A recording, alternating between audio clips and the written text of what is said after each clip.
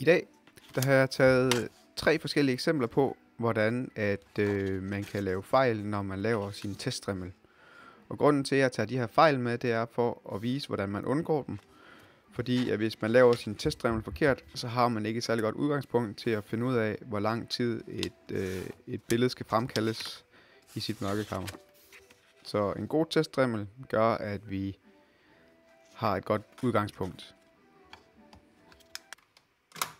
Vi starter med den mest klassiske fejl, som jeg ser igen og igen inde i mørkekammeret. Det er, at man får placeret sin teststrimmels skabelon, men man glemmer at få slukket lyset.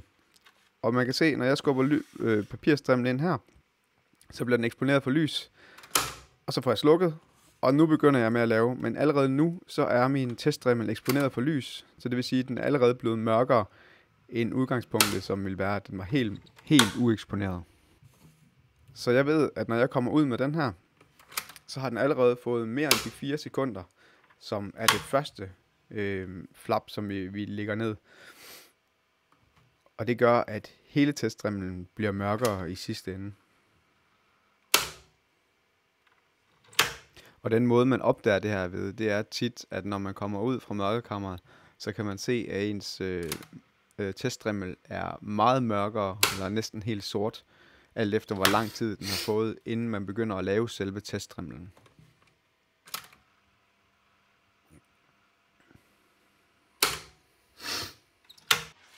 Men det sværeste er nok, når man ser teststrimlen, som vi har lavet her, den ser faktisk ud, som om den ser rigtig ud, som når man har lavet en normal teststrimmel. Men hvis man sammenligner med vores rigtig eksponerede teststrimmel, så kan man godt se, at den er mørkere. Og hvis man vil vælge en bestemt tid, så vil man få en forkert tid.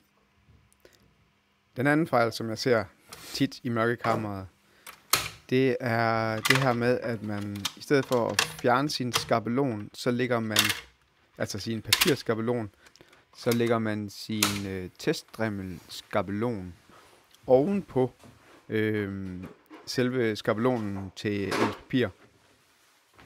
Og det gør, at når man laver sin teststrimmel her, så har man ikke den samme højde fra bordet af. Det vil sige, at du kommer tættere på lyskilden, og det vil også gøre, at dit negativ bliver mørkere, eller din teststrimmel bliver mørkere. Det er ikke så grelt som det første eksempel, hvor man eksponerer den i lang tid, men hvis man gerne vil have sådan meget præcis, så få fjernet din papirskabelon, og så placerer din teststrimmelskabelon i samme højde. Fordi når du har samme højde, så er du sikker på, at du har den samme afstand til lyskilden, og det gør, at du kan regne med den tid, som du laver på din teststrimmel. En anden ulempe ved at gøre det på den her måde, det er, at du ikke kan tjekke, om dit billede er i fokus. Normalt så kan du kigge på din teststrimmel for at finde ud af, hvor meget tid den skal have, men du kan også se selve fokus på, om du har stillet skarpt på dit billede, når du laver din teststrimmel.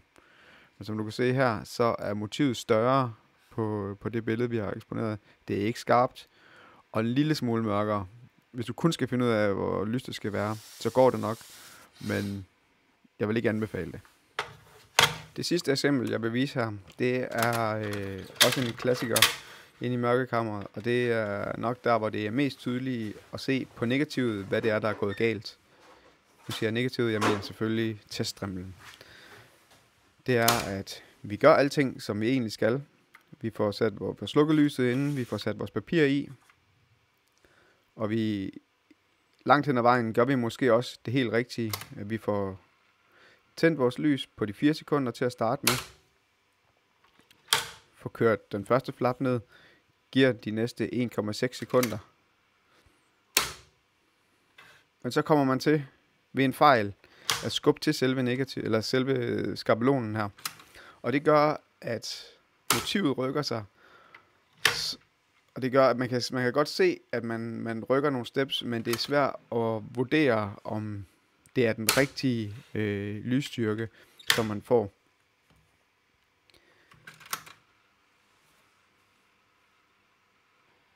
Og som I kan se her, så det er utroligt tydeligt, at der er et eller andet galt. Vi kan se skyggen hernede mellem nummer 3 og nummer 4 er helt forskudt fra hinanden. Så det er meget tydeligt, at der er noget galt, når vi ser på vores original her.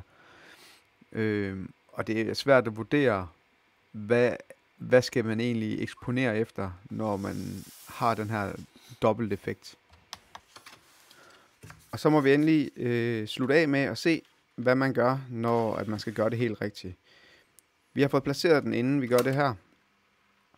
Så eksponerer vi helt uden at røre ved den. Får klappet den først ned, når vi har lavet de 4 sekunder. Giver den 1,6 sekunder ekstra. Og passer på, hver gang vi klapper vores klap ned, at vi ikke kommer til at skubbe til den. Giver den 2,4. Så vi kan rykke videre til næste. Passer på igen med ikke at skubbe til den. Giver den de sidste 3 sekunder. Og de sidste 4. Når vi er eksponeret her den sidste gang på 4 sekunder, så ved vi, at vi har et rigtig eksponeret testprint, så vi kan få lavet den helt rigtige eksponering.